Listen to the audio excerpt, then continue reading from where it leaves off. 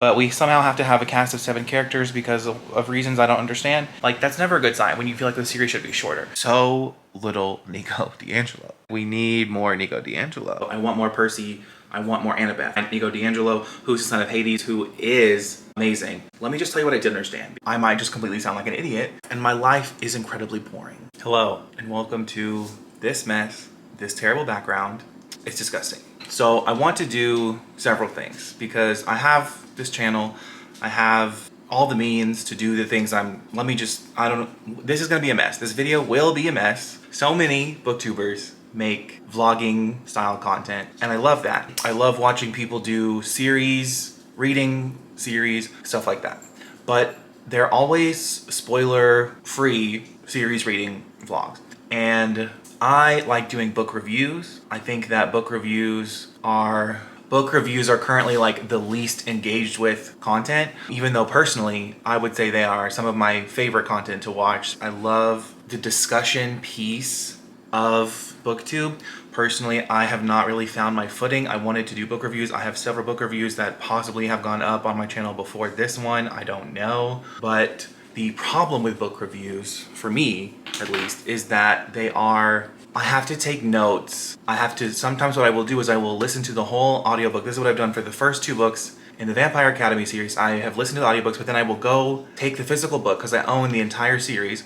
I will take the physical book and then I will go back to the physical book, flip through it, take notes, write it all out, sit down. Just doing all of that, to me, I would have thought a reading vlog would be harder work, but because you're getting an instant reaction on the camera after finishing a certain section of the book, that might be easier. And of course, Hannah from A Clockwork Reader, she's giving us so much content. I read 5 types of videos on her channel. They're doing so well. But again, I have so many series of books that I want to read because, as I've said in other videos, I did not read books until the year of 2020 when I picked up City of Bones by Cassandra Clare. This is a book that changed it all for me. She has a lot of hate and all of it's warranted. I completely agree.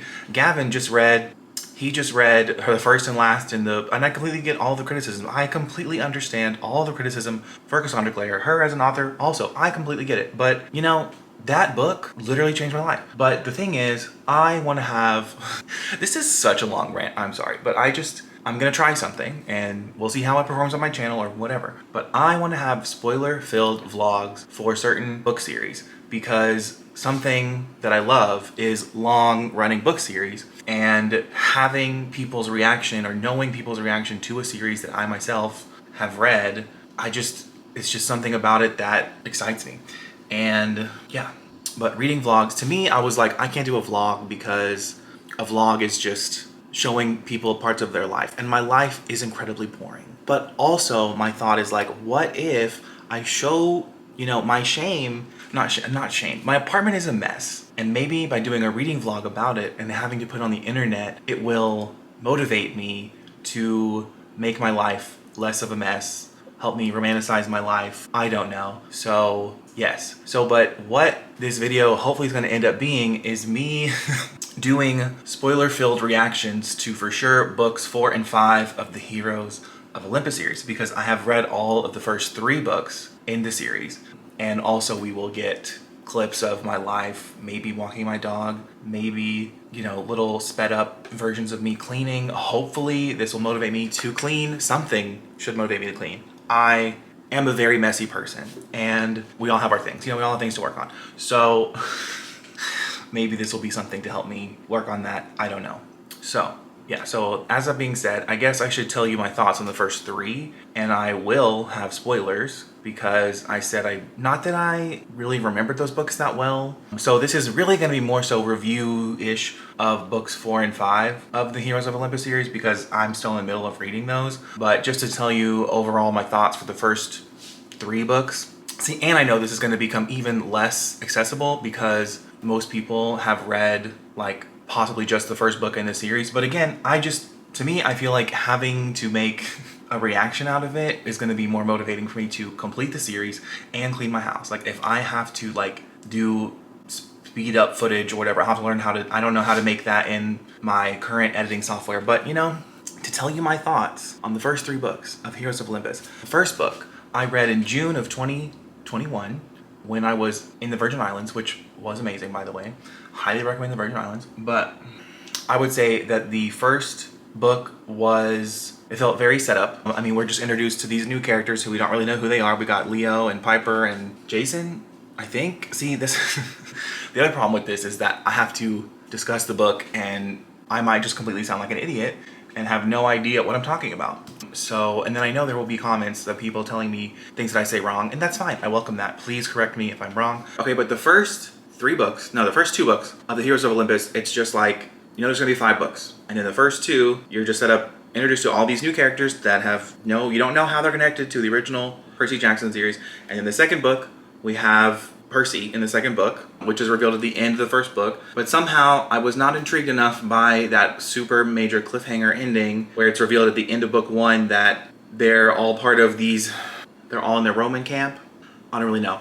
So we're introduced to all of that in the first book, those new characters. And then in the second book, we meet Percy and like the people that he's with, and he's with all the Roman people. In the first book, where they're with the Greek people. So it's like you're familiar from Percy Jackson with all the Greek mythology.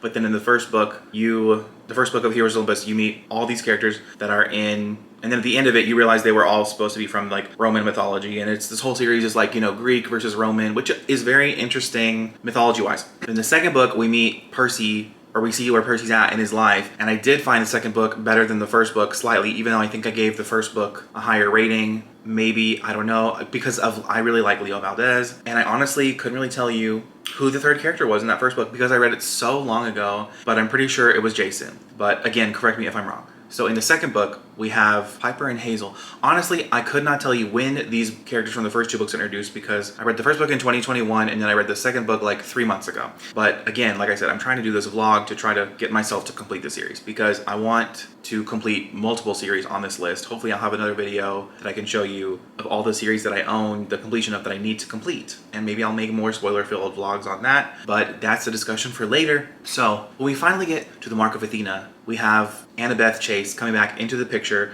Percy and Annabeth are reunited, and I just find something about Rick Riordan's multiple POV writing. It just does not click for me the way that his first person POV stuff is. I ranked all of Percy Jackson's books because I read them all, I want to say I read them all early 2021, and then immediately in June went to pick up. My plan was to do what I did with Cassandra Clare. My plan was to binge all of his books, but it just hasn't worked out that way because I've been pulled in so many different directions by so many different series. That's another issue on my channel. So we've got the Mark of Athena and they're reunited, and then I just really remember from the Mark of Athena, which I literally just finished like 2 days ago or yesterday. I might have finished it yesterday. I just remember that it ends with Percy and Annabeth being dropped into the depths of Tartarus. The whole entire plot of the third book is them trying to find Nico D'Angelo, who's the son of Hades, who is amazing. But he was not hardly, like, he was probably my favorite part about one of my favorite parts about the Percy Jackson series. And, like, I know that he's supposed to be LGBT, and, like, but I don't think we've really gotten any sort of insight into that yet. So, like, I don't think he's ever explicitly said it yet, but we know that he is like he's the son of Hades. We know that he is also Bianca's brother, but Bianca is also Hazel, or she's also Piper. The fact that I'm this confused by the series that is for a middle grade audience worries me about myself, but the fact that I'm barely grasping onto the plot of the series when I feel like I have read, but I'm just saying I feel like I've read more complex series. I have. And somehow kept up with it better. To me, it's just a thing with me and Riordan's writing that isn't matching up super well. But like I said, I did understand. Let me just tell you what I did understand, because I want more Nico D'Angelo, I want more Percy, I want more Annabeth. Like, those 3 characters are the ones I care about the most. All these other characters that have been introduced in books 1 through 3, I just still don't care about them as much as I care about Percy, Annabeth, and Nico D'Angelo. Like, I just don't. And I couldn't even tell you the name of the character who is like from the underworld, but then she returned. I want to say it's Hazel, but then I get her mixed up, and then I remember there was Frank, and then Frank has like that fire thing attached to his life force, but he gave it to Piper or Hazel. I literally can't differentiate the difference between them, which, you know, maybe that's on me. But here we are. I'm in the middle of book 4, and I've gotten to the part where Percy and Annabeth are in the depths of Tartarus, which one of my favorite tropes is when a whole cast of characters has to go to the depths of hell to save people. Like, what's better than that? Not much. So, yes. In other news, not book related, I need to wash these dishes. Like I said, So I'm gonna show you the shame. We're gonna look at the shame. All of these, yeah, I have all these candles right here by the sink. My friends put them there. I don't know why that was the choice. But, so I'm not gonna show you me doing all the dishes because that just sounds boring, but let me do it. I'm gonna do it so that I have to show you that it's done. And then as I'm doing that, I'm gonna listen to book 4, and then I will update once I get further into the book and have more thoughts. But yeah, Percy, Annabeth, and Nico, no one else matters to me. I'm sorry. I mean, I kind of feel attached to Frank, and I kind of like Leo, but Leo because he's just an inventor, which I literally read the first book so freaking long ago. This is the problem when you don't binge a series, is that you just feel so disconnected. So it's like, this is the point. The whole point of this is to read them all consistently so that you get the full story, because a full series, you need the whole story. Let me do these dishes. See you later. Hello. So I'm a little over a third of the way through the first book. Not the first book, the fourth book in, like I said, House of Hades, which is, I think, the longest book that Riordan's ever written, and I think it's the highest rated book that he's written in the Camp Half-Blood Chronicles, pretty sure. Which isn't super important details, but I don't know, I'm adding it in here for some reason. Okay, so also, side note, I have this lovely iPad with this app. It's like a digital puzzle thing, and it is the perfect thing to do in bed while listening to an audiobook. So I would highly suggest it if you're trying to get your reading goals done and doing puzzles. I have a whole bunch of apps that I use. They're all like board game apps. Like I have Solitaire, Dominoes, Checkers, Tic-Tac-Toe, all these games that you can play while you listen to audiobook. Yeah. So, and I mean, you can just do that on your phone if you don't have an iPad. But something that I just need to say, or I find something annoying about this series that I don't know if it was present in Percy Jackson, or if it was present, it didn't bother me as much as it does in this series. It feels like every time a character is about to reveal something about themselves, there's some external force that prevents them from being able to say it. And it feels like, to me, kind of miscommunication, but it's not miscommunication. It's just every time that, I can, for a specific example, in the third book, when we find out, I think we find out in the second book about Frank and the fire thing. So there are all these other characters involved in this whole series. There's Frank, Hazel, Piper, Leo. Who am I forgetting? Frank, Hazel, Piper, Leo, and Jason. So Jason was in the first book, and then I think he was hardly in the second. He wasn't in the second book at all. And then honestly, I don't really remember him being in the third book that much either. And I feel like there's one of them is going to die, according to this prophecy or whatever. One of them's going to die, and I'm going to be very unemotionally effective if it's Jason, because I really don't feel, I couldn't tell you, because it's been so long since I read the first book. This is why I'm trying to binge series, because I feel like it's just not going to have any emotional impact if he is the one that dies. But we have, like I said, so we've got Jason, Hazel, Piper, and Hazel, I think, is the one who came back from the dead, and I thought she was also Bianca, but apparently she's not also Bianca. She's just another sister of Nico D'Angelo. So, but I just find, like I was saying, the thing with Frank is that we find out that he has this, the fire thing is his life force, and there are so many opportunities for him to be about to tell someone that is his situation, and there's always something that prevents him from being able to say it, which happening once or twice, 5, I think it happened several times in book 2, and it happened several times in the Mark of Athena, and it's just annoying to me. I'm trying to think back if this has happened in other books and it hasn't bothered me or something, and I don't know what it is. It's something about third person thing, but I want to finish the series. I've never I'm a big proponent of, if you're not enjoying something, then you don't need to finish it. You need to move on. If you're not liking an author's work, you should just recognize it's not for you and move on. But I mean, I gave every single Percy Jackson book 4 or 5 stars, and I gave the first 2 in the series 3 stars, but I gave Mark of Athena 4 stars. And one of my favorite tropes is when characters go to the underworld or hell or something like that. And I don't know. And part of me is is it a Greek mythology thing? Do I not enjoy Greek mythology? What is it? But I really want to get to the Trials of Apollo, and I feel I need to get the context of this series in order to read the Trials of Apollo and fully appreciate it. But I just want to say, a lot of things that are on me are my factors for me and why I'm not enjoying it as much. Definitely that whole, it's kind of miscommunication, but I know it's not miscommunication. But it's something. It's like when we as the reader have the information, I think that's what it is. Like when we as the reader have the information and it to constantly not be given to other characters, that annoys me. It's not a miscommunication because it's not like they're purposefully withholding it. It's just that there's always external factors. It's like the almost saying it and then it not being said. It's extremely unsatisfying to me every time that like a character is about to say it and then they don't get to say it.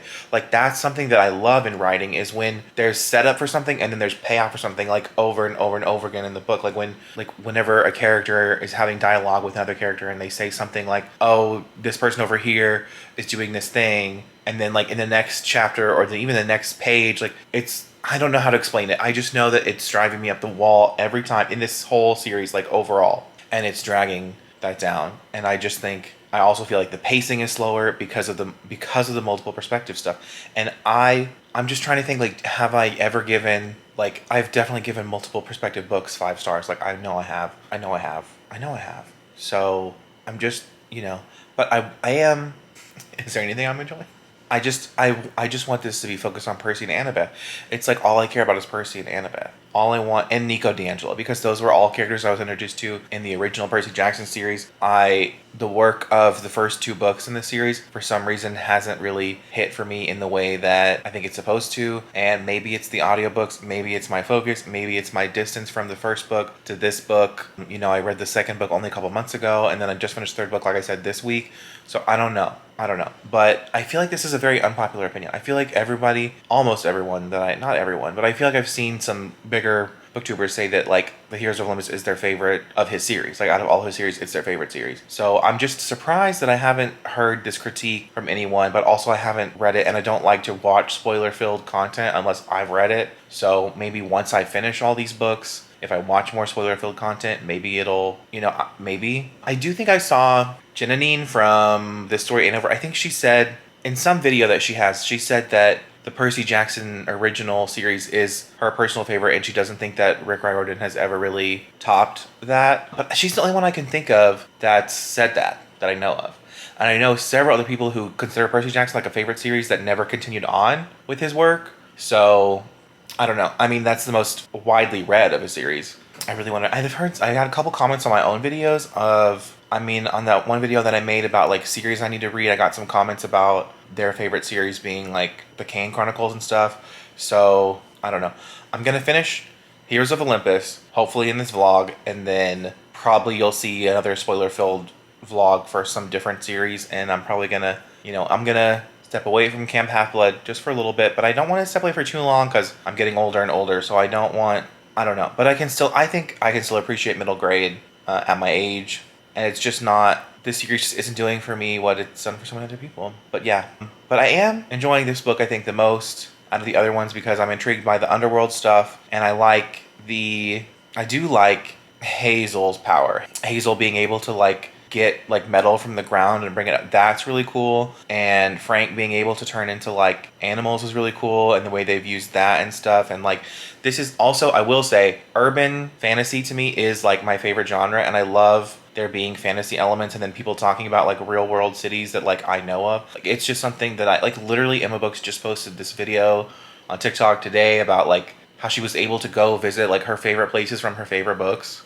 and they're fantasy books, but they're in New York, so she could go. Like it's just something about like being able to go see the real place in the real world, but then imagined there's like fantasy stuff going on, like that whole scene in the 2nd book or 3rd book, I think it was in the 3rd book, with Percy and Frank, and like they're at the aquarium at Atlanta. It's just like, I just love that kind of stuff. I love that part of urban fantasy, the imagining like our world, but just imagining that like this scene from Percy Jackson like could have happened in the real world. Obviously, like we know it's like a fiction, but like just pretending that it's not, it's just fun. It's just a fun aspect of urban fantasy that you can't really get in other like high fantasy stuff. So urban fantasy is probably my personal favorite genre of all genres, I think. So, but the whole Greek mythology stuff being added into your like, and then the 3rd book we get a lot of stuff about like Hercules and the whole thing with the spider and all the backstory with like why she got turned into a spider and how freaking intelligent and sassy Annabeth is. Like I do really like a lot of the characters.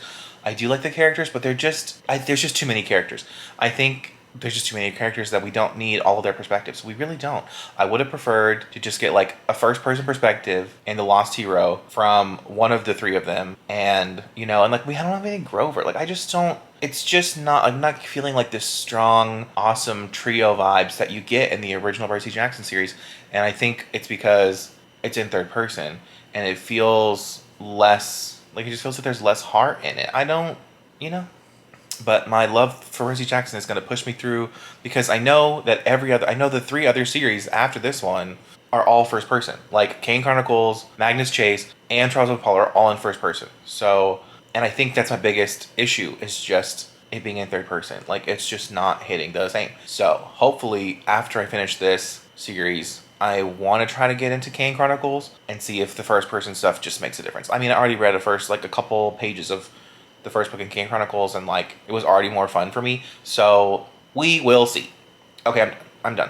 Me again. So I'm about 45% into the audiobook now. And after I had just said how I wanted more Percy, more Annabeth, more Grover, like funny story, right after my last update, the next part of the book has Jason falling from the sky and he has a vision with Rebecca, who that's a throwback from book 4 Percy Jackson. And then we also have Nico and Bob, who I don't really remember exactly what happens with this guy. It's like a god that got sent to Tartarus. And then the fact that he was helping Percy and Annabeth in Tartarus have, like they were having all these, like a theme I love. And what I'm loving that this book is now doing is that it's going into like, it's talking about all the monsters that Percy like killed in the first 5 books of Percy Jackson and like the ways they killed and how they're all kind of like coming for him now. So, and I just love that. I love like the result, like the consequences of his actions in a way, even though like they're monsters and all that, but it's like now he's having to kind of like look at it again and like re-experience it and like think more about like, and it was a quote that was like he never thought about what it was like for the monsters or something, which like they're monsters, but this is like I like it. I like the theme that introduces of like, but we have to think about the consequences of our actions, obviously.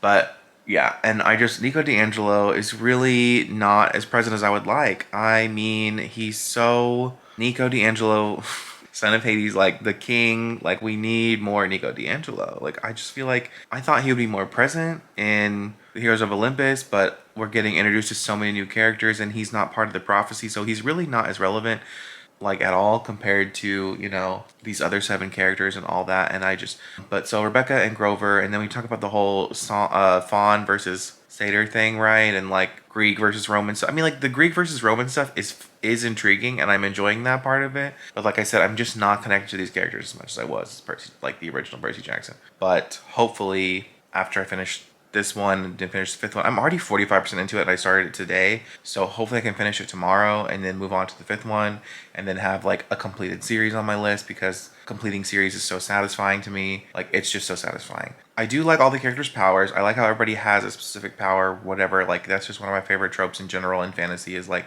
whatever. And like, but I just love the theme of like facing the like that. I'm enjoying a lot. I'm enjoying like right after I said how I wanted more Percy and Annabeth, I'm like, okay, yeah. Like the first 3 books in this, the first 2 books, like no Annabeth at all in the first 2 books, and in the 3rd book you get Percy and Annabeth. But again, like so little Nico D'Angelo. But I do like the parallel between Nico and Hazel, right? And how she has her whole, like she's resurrected or she's from the past. Like that, I'm enjoying. I am enjoying that. Like I like when characters have similar experiences and stuff and how they, like, because he was stuck in the Lotus Hotel for like, he didn't even realize. I love that trope too. I also love the time moves differently in blank. Like it can be anything. And they talked about that in Tartarus. They were like, we can't tell if Tartarus is moving at a different amount of time than us. Oh, and then Annabeth, that was in Jason's vision. Like apparently Annabeth had sent a message to Camp Half-Blood, and then Camp Half-Blood went to go talk to Camp Jupiter, and the whole like they were like, okay, but can we trust you or not? Blah blah blah blah.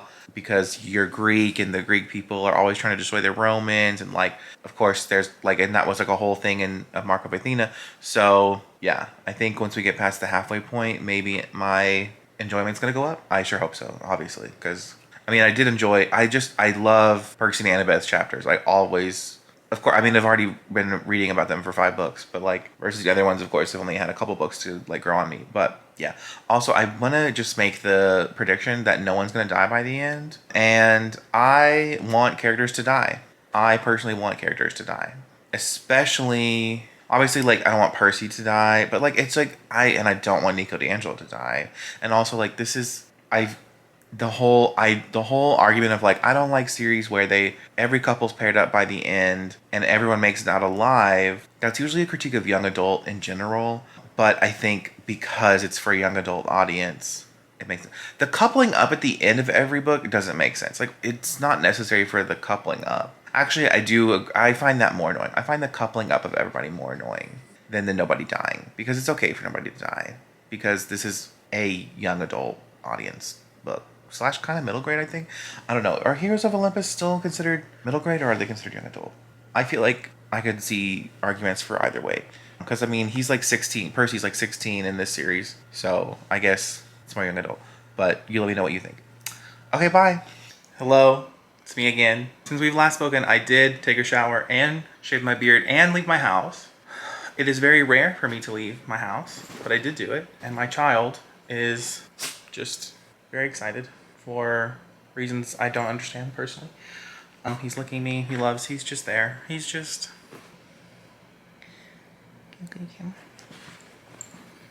Yeah. So he is going to get in my face. And, oh, here we go. Now he's lying down. Thank you. Okay. So since I last updated you, as far as the book is concerned, as far as what my life is doing, I'm not, we're working on the whole vlog thing. I did do my dishes, but now I'm over here in the bed comfortable, so I'm not going to be able to show you that the dishes are done. You're just going to have to trust me. But they are done. Maybe I'll go do a clip of it later. I don't know. But they are done. They're in the dishwasher currently, still needing to be unloaded. And I have a huge pile of laundry that needs to be done also. So those things haven't been done. But I am like 73% into House of Hades. And I have also been watching so much BookTube. Somehow I'm just able to do it. I don't know. I'm able to listen to the audiobook, do the puzzle, watch like 6 BookTube videos, go back to the audiobook. And as I've discovered, I love to just discover new people to watch and then just like binge all their videos. And I've discovered Throne of Pages. I think her real name is Bella. So I've been watching Bella's videos, and Bella, ironically, this is relevant because she was also reading the Heroes of Olympus series. She was reading literally House of Hades in her vlog. So I will link that also. And she gave it a 3.5, and I'm like, oh, I feel so validated. And she said that she's so uninterested in Piper. She doesn't care about Piper. She doesn't care about Jason. She said every time she puts the book down, it's in a Jason chapter. And I feel so much better about my opinions. I feel so much better about my opinions. So thank you so much, Bella, for your content. But I will say, she ended up giving House of Hades 3.5. And I think I'm much more leaning towards a 4-star at the moment because we finally get this reveal that I've known this information for a hot minute about Nico D'angelo, as I've hinted at in the past. I know that he is a boy who likes the boys, but he's so broody and silent and mysterious, and the son of Hades, and I just love him. I love him so much. And like Bella said, though, the first book in this series, like, Leo carried that book on his back, and I completely agree. And then book 2 is only good really because of Percy. And then like Hazel and Frank, they're cute enough, they're fine, but Mark of Athena is finally when like the plot really starts picking up. And I feel like this would have been better as like a 4-book series or even a trilogy. Like, that's never a good sign when you feel like the series should be shorter. Yeah, and Bella went on to read book 5. But I have to talk about things I enjoyed. I have to talk about things I enjoyed because like House of Hades is shaping up to be a 4-star for me. And it's mostly because of Percy, Annabeth, and Nico. So these are not even characters that I met in this series at all. And Leo. I am enjoying Leo. I feel like we should have just somehow made the series only about Percy, Annabeth, Nico, and Leo. We could have accepted Leo into the group, but we somehow have to have a cast of 7 characters because of reasons I don't understand. And yeah, but Nico's whole thing, and then there's like Bob in the underworld in Tartarus because Percy and Annabeth are in Tartarus. They're trying to go to the heart. They're about to get to the doors of death. That's the part I'm at right now. And Percy and Annabeth, their whole thing, it's amazing. And then Nico having to reveal to that other god, the god of love, that he had a crush on Percy, and that it was amazing. But what I actually think I've enjoyed the most so far is the return to Calypso's island. That was one of my favorite parts in the whole Percy Jackson series was Calypso's island. Like, I don't know why, I just something about it, it just works for me. But not only did we return to Calypso's island with Leo, not only did we do that, but then we have them being antagonistic to each other when they first meet, which is the best thing ever. I am going to be reading so many books that I know have this. If you know any books that have a couple where they first meet and they're antagonistic towards each other, not necessarily enemies to lovers, like I don't need like, knife to the throat kind of stuff, but just when I really need to read Pride and Prejudice because I just keep observing media that has this trope, this we assumed things about each other at first and then we grow to like, and it's just the best. It is the best trope when it is done well. Because so let me tell you why. So Leo and Calypso, they first meet, and of course Calypso's like, "You're ugly. I don't want you here. Every other man that come to my island, I always fall in love with them." Blah blah blah blah. And then slowly, not like it's paced so. This part of the book is so good because basically he thinks, and then Leo is like, she looks like every other cheerleader I've ever seen, like the most annoying girl I've ever seen in my life. Like she's beautiful, but like she looks like she's stuck. And he's making assumptions about her and how she is and like things.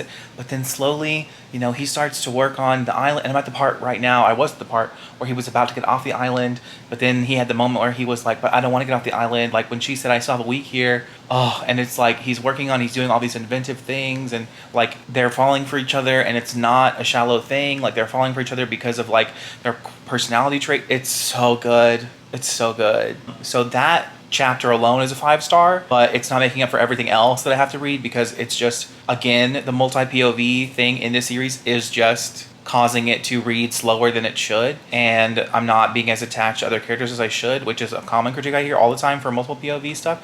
So yeah, but I fucking love Calypso as just like a myth. The myth of Calypso is fascinating. I also just watched Pirates of the Caribbean, all 3 movies. I didn't watch the 4th or 5th. I'm debating if I want to or not.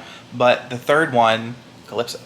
And then they talk about Calypso and the Caribbean in this book and how that's like part of the myth. And it's just so interesting. Calypso is just good shit, man. It's good shit. Yeah, so I really want Leo and Calypso to get together. And there's a lot of like, also Nico telling Bob that Percy can be trusted. We love that. We love Nico just being a king, an absolute king. Yes. Everyone else, Frank is fine and Hazel's fine. Their plot lines are interesting enough, but oh my god, Piper and for sure Jason. Honestly, Piper I can stand too. Like Piper's okay. She's fine. Like I don't hate her chapters, but Jason is just, I know so little about this man. I don't remember. It's been so long since I read the first book. But Leo Valdez, Nico D'Angelo, Percy Jackson, like there's enough characters here in this book. Yes, but I am enjoying the characters I already knew from Percy Jackson the most. So it's like, why couldn't we have just somehow found a way to like focus on them earlier? I don't know. But yeah, so definitely watch Bella if you haven't. She has way more subscribers than me because she deserves them. And her content is amazing. So if you somehow know me and not her, fix your life and go subscribe to her. Okay, bye. Sir, can you get out of my face, please? Do you mind getting out of my face? Yeah, get under the covers. Thank you. Thank you. Oh, and you're literally... Why? Why? Isn't it? Totally. Except you were kind of turning me on with that whole boy slayer look. Was I now? You bet, Nighthawk. So, since we last spoke, I have taken a nap, watched 3 episodes of Buffy, which you might have seen a little clip of. I never watched Buffy growing up, so yeah. I was more of a Sabrina the Teenage Witch kind of kid, and I've rewatched Sabrina the Teenage Witch like, I don't know, 3 times since it came out, and I love that show. I love that show. It's like my humor, Melissa Joan Hart, they romance, like it's just, Buffy is much more of a horrific kind of thing, but it's just not funny, but it's just interesting. You might not care about Buffy because this is a Heroes of Olympus vlog. So I'm like over 80% through it, and I'm still enjoying it a lot. I'm actually excited to finish it, and I'm excited to read the conclusion, even though I've heard the conclusion is lackluster. So I don't know. but I'm also just excited to be completed with a series, and then I can like go finish out another series, probably Vampire Academy, because I read the first 3. I need to review the 3rd one, and then I want to do a vlog for the last, 4 to 6. But I'm trying to think what happened in the book. Also, that whole thing when I was talking about with Calypso and Leo, yeah, that happened.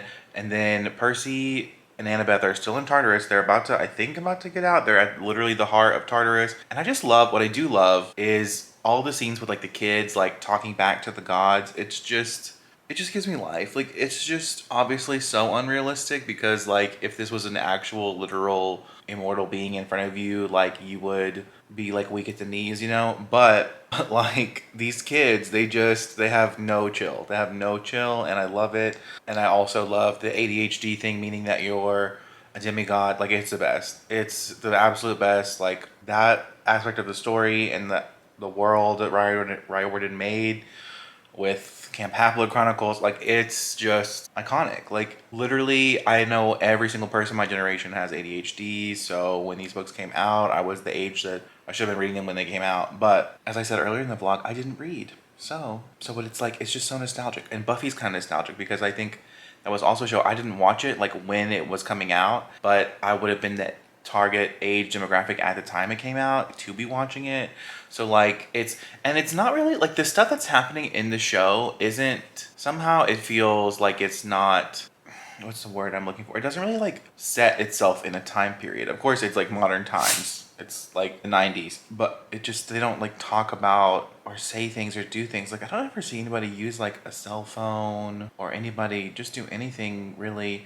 This is what's so great about fantasy. Fantasy is just so timeless. It just always, like, these things, all things I'm talking about, like they just can exist. They exist in a very interesting space, because you can hundreds of years later still find relevance in these things. Because I mean, maybe less so with urban fantasy, like, but like Buffy's going to, homecoming and prom and all that. I don't know, but I do just want to finish Buffy, because I feel like I want to at least have watched it one time to just like get it, like I just want to. And I think the first season, second season was better, third season is becoming even better, so I think it's just going to continue to get better and better, which is obviously what you want with a series that's that long. But so I'm probably going to finish House of Hades tomorrow, because it's like 11:30 at night.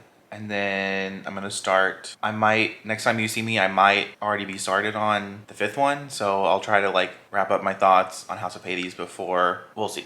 You'll know before I do. Okay, bye. Hello. So I think since I've seen you last, I finished the House of Hades, and it's definitely probably my favorite. I probably like it just as much as Mark of Athena, if not a little bit more, because of the whole Percy, Annabeth, and Tartarus thing. So that's probably my favorite thing. And yeah, I still feel very strongly that multi-POV is not Uncle Rick's strong suit. And yeah, so I'm gonna start Blood of Olympus, which I've heard ends in kind of a haha, this is a funny way to end it kind of thing, I guess. So yeah, so far I'm just kind of disappointed in this series. Like, I just feel like it's not anywhere near as good as Percy Jackson. So I feel kind of sad that this is what I'm vlogging, because I wish I was vlogging something I was like loving a little bit more. But we'll see how this concludes. We'll see how this book. I'm definitely enjoying, like I said, House of Hades was like, it's a solid, very solid 4-star. Like, it's not a 5-star, but it's definitely, those first 2 books in the series, they just really drag. They drag a lot. But yeah. And I'm off work tomorrow, but then I leave for Hawaii on Wednesday. So I don't know when the next time you see me will be. It could be after Hawaii. It could be halfway through this book tomorrow. I don't know if I can. There's no way I could probably finish it tomorrow. But I mean, I did finish. It took me 3 days to finish House of Hades. I would have to really be doing nothing else but reading tomorrow. So we'll see. We'll see. Hello. Anybody watching this, it's been like 3 seconds since they last saw me. But since my last update, I have flown to Hawaii, come back from Hawaii. I bought this ring in Hawaii. It spins, which I love. And it is the ocean, which I thought was fitting for this vlog, because we're talking about the Heroes of Olympus series, which, I mean, really doesn't have anything to do with water, but Percy Jackson has to do with water, so it kind of makes sense. I only own these 3 books, and I actually think I might be unhauling these books. And we're about to talk about why, because I have already stated in this video I believe a few times that I do not like Uncle Rick's third person writing. And I really wanted to read this series just to get to the other series, and I've now completed it. I think in my last update we talked about the House of Hades, and we talked about how I was enjoying the romance between Leo Valdez and Calypso, and that still remains true. I still thoroughly enjoyed that romance. That romance trope is my favorite, when people are just antagonistic at first, because it's just such easy character development when you really think about it. But let's talk about how it took 9 books for us to realize that Nico D'angelo, who is one of my favorite characters, but he's from the original series. It took us 9 books to realize that he is attracted to men. He had a thing for Percy, whatever, I get it. But it's just so many books to get to that, when other authors do it in like the first book in their series. And of course, you could argue that Uncle Rick paved the way for people and stuff. But actually, now I'm curious, when this is Mark of Athena. Mark of Athena came out in 2012. And I think we got Gay Marriage 2015, so maybe, but it doesn't matter. I didn't read the series only because it has LGBT characters. So, but let's just talk about the series. Well, first, let me talk about the Blood of Olympus. Let me just talk about this, because my last update was about the House of Hades, which has Annabeth being amazing, Percy being amazing, and Nico being amazing. And those are my 3 favorite characters. And this book also did that. And it tried to have emotional moments with characters that you're supposed to care about. And they just didn't land for me. This series, like I said, I'm probably going to get rid of it when I have 3 of the books in the series. And I don't think I will ever want to reread it, because I've been introduced to the characters, I know the plot. I don't feel like the conclusion is as... I feel like I've seen so many critiques of it as like, it's just a silly out kind of thing. But it's clear that like Apollo gets introduced like towards the last third of the book, and it's clear setup for the following book. And you just, I mean, I know that it is because I know like the next series name and all that. But this one, what was the best part of this one? It's honestly just Leo. Like, Leo was the best part of this, because he ends up going back to Calypso's island because he's a king, and he just can do that. And I feel like, again, I just feel like this needed more Annabeth, more Percy, maybe just not be so focused on so many different characters. I just don't think Uncle Rick can pull off multiple POV, but that's just my opinion. Lots of people consider Heroes of Olympus their favorite series by Uncle Rick, and if that's the case for you, that's awesome for you. So I don't really know what else to say. Also, I feel like all the characters, like Piper had her charm speak, she's our Aphrodite. It just never really went anywhere that interesting. And like Hazel's power with being able to like, you know, like conjure bronze and celestial stuff like that. Again, it just never really went anywhere. I mean, this one, like this one, when we get the reveal that like Hazel was dead before, love that. But I just don't feel like we go deep enough with any specific character, except for the ones that we already know from the original 5 series. And the only reason that I am able to connect those characters is because of the original 5 series. I just don't think this was nearly as good as the first 5. And I mean, I'm 30 years old. I just turned 30, actually. So this did read, somehow this read, I don't know, it didn't read more middle grade. I feel like it read like a middle grade, like trying to be a YA, but like it wasn't. And maybe it was just too on the cusp for me or something. But I think I'm gonna read the Kane Chronicles next. I mean, not like immediately, but that's the next series that I want to read. So also in this vlog, I know I had very briefly mentioned or shown clips of me watching Buffy the Vampire Slayer. So I'm just gonna talk about that. Now I'm on the first episode of season 5. I don't know what season I was on, probably like 3 maybe. Last time that I made a clip about it, and yeah, so now I'm on season 5. So clearly, I think season 3 for me has been like maybe my favorite season, but then season 4 was also really good. Like season 3 and 4 are pretty equally great. But yeah, season 4, the love interest that Buffy gets with is amazing. I love them together, and I think that they're just, oh, it's so good. It's so good. The romance with that. Also, I watched The Sandman, but I might do its own individual review for that because it's just so good. I might just rewatch it. I absolutely love The Sandman a whole time. And yes, so I think I'm gonna end the vlog here. And so if you've read The Heroes of Olympus, let me know. So I will leave my Instagram, Goodreads, and Twitter. It will all be in the description as well. And otherwise, have a great day. Bye.